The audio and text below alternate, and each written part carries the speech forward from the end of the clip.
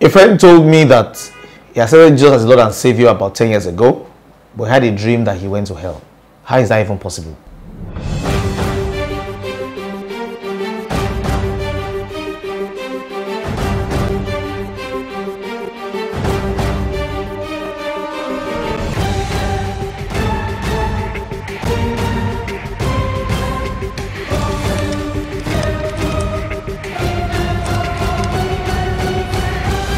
Something very interesting, what we studied in the Bible yesterday, comes to mind. Matthew 7.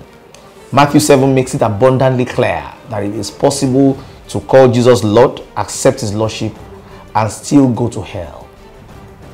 And I say hell with that emphasis because hell is real. And because Jesus is the way, the truth, and the life, and there is no other way to the Father except through him, then anybody who is not going through Christ is not going to the Father. Jesus Christ declared, many will come to me that day saying, Lord, Lord. And I will say to them, it's not everybody who calls me Lord, Lord that will inherit the kingdom of my Father, but he who does the will of my Father in heaven. What qualifies you for acceptance into God's kingdom is not the calling of Lord, is the doing of will. And in case you're wondering what exactly is the will of the Father, Jesus Christ makes it very clear in the next few verses. Matthew 7, 21 to 24. He says, many of you will come in that day and say, we did many wonders in your name. He says, no, wonders is not my will. Some will say, we cast out demons in your name. Good, but that's not my will. Many will say, we did many wonderful projects in your name. No, that's not my will. God's will is not how fantastic the cathedral is.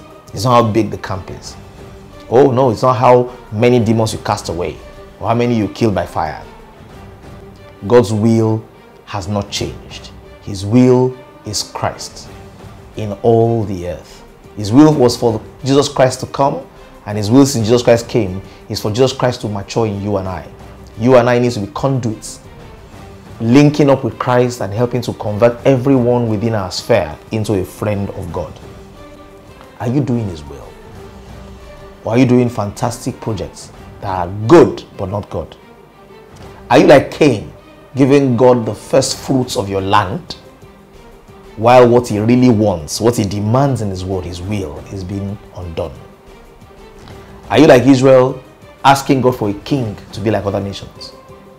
Or are you playing according to scripts, listening to him and doing what he wills, and choosing a king after his own heart? Are you building a magnificent Tower of Babel, which helps people pray and connect to God, a Babel prayer city? Or are you reaching God on his own terms, ensuring that you ask him in line with his will?